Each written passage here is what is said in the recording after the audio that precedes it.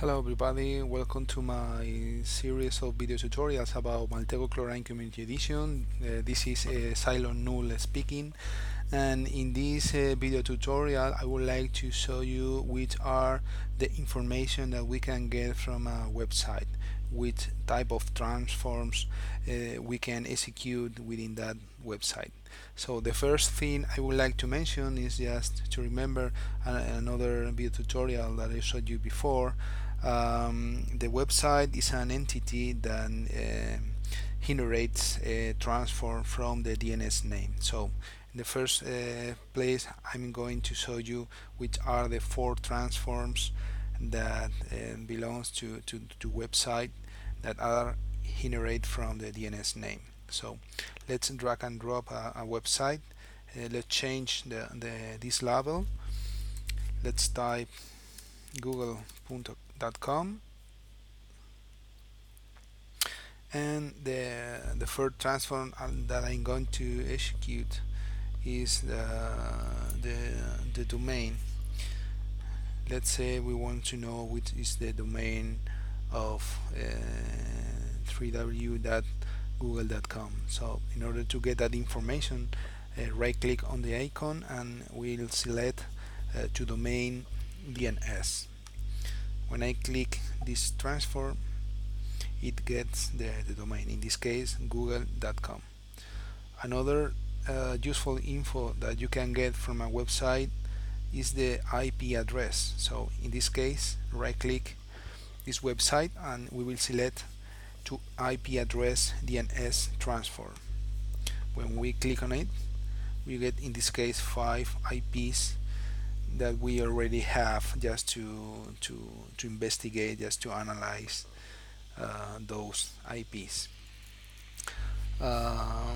Again, I can make a request to the port 80 also, and right click on the website and we select to website query port 80, and in this case within this website icon I can see two dynamic properties. The first one is the open HTTP port with the value 80 and the server type, in this case Google Web Server. Okay, let's create another graph with another website. For example, in this case www.paterba.com, and imagine that you want to know if there are some DNS names with the pattern www.01.paterba.com, www.02.paterba.com, and www.03.paterba.com. So in that case, in order to automate this transform, just select the first one, enumerate host names numerically. We select from 1 to 3 because we want only 3 DNS names, and the padding 1 because we want only 10 before the number. Let's click run and we get the results, the three DNS names. From these DNS names, as I showed you before in another video tutorial, you can search for another type of information. Okay, what else can we get from a website icon within Maltego? Well, we also can convert this website to a DNS name. So in order to do that, we select the last transform, website to DNS name, and this transform converts this website to the same DNS name with the same label, www.paterba.com. Again, we could see, let me clean the graph. Okay, so I have this website. I'm analyzing this website, and also I want to know which is the server technology, the software technology that is actually running on this box for this website. So in order to know that, there is a transform called to server technology's website that makes a request to build with a API to get that information. Let's click on it and we will get all the information from build with. As you can see, they're using Bootstrap, jQuery, Google Analytics. The operating system is mounted on Ubuntu, PHP, Apache 2.4. You have a lot of information. Take in mind that here within the output view, the transfer to server technologies website return with 26 entities, and within our graph we are only seeing 12. This is because there is a limitation with the community edition from Maltego, where the maximum number of results per transform is 12.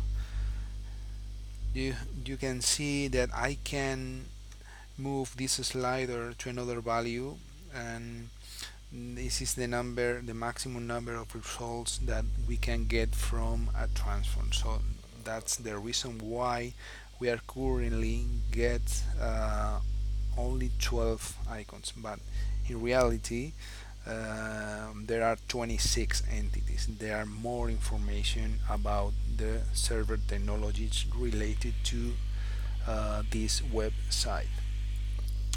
Also, furthermore, when you have a very huge or large graphs with a lot of websites, sometimes it's very useful just to see a thumbnail of the website instead of the icon of the website. So in this case, I only have one website. This is paterba.com, and we could get the thumbnail from this website. So in order to get that info, let's select to website replace with thumbnail of the website, and once it's done, you can see here within the dynamic properties section there is a new property called image, and within there is an URL for the thumbnail. In order to refresh that info, right click, click refresh, and download images. So in this case there is a problem with the server, but if the server is running up and running, you will get the website thumbnail over there. Also, let's see what more info we can get from a website within Maltego Chlorine Community Edition. For example, let me create another graph. I'm going to drag and drop a new website. Let's change this value. I'm going to include www.linode.com. So imagine that I am analyzing this website, and I want to see which other sites are linking to linode.com. So in order to do that, first we have to configure one parameter within a transform. In this case, the transform is called to website incoming links to site. But before running this transform, let's change some properties. Let's click on configuration button, and here search engine, make sure I'm going to write Google, and now I can execute this transform to website incoming links to this site, and here I have all these 9 entities that are pointing to www.linode.com. Alright, so what more info that I need? Okay, what else? I think that is something very useful. It's tracking code. So let's see.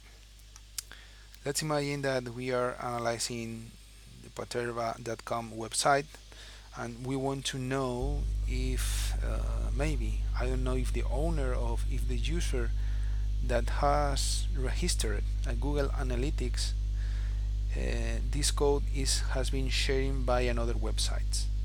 So in this case, let's find out if this website has um, a tracking code. So in order to know that, let's click on to tracking code transform, and we have a Google Analytics ID. It's the UA 1553321 whatever, and we want to know if there is another website that are using the same tracking code, in this case the same Google Analytics ID. So in order to know that, right click on the tracking code and select two other sites with same code.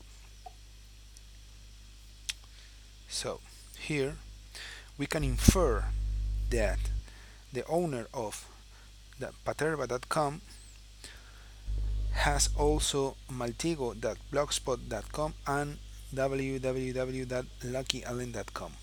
All these three websites are sharing the same Google Analytics ID, this one. So I think that this is very useful information. And finally, let's use two more transforms.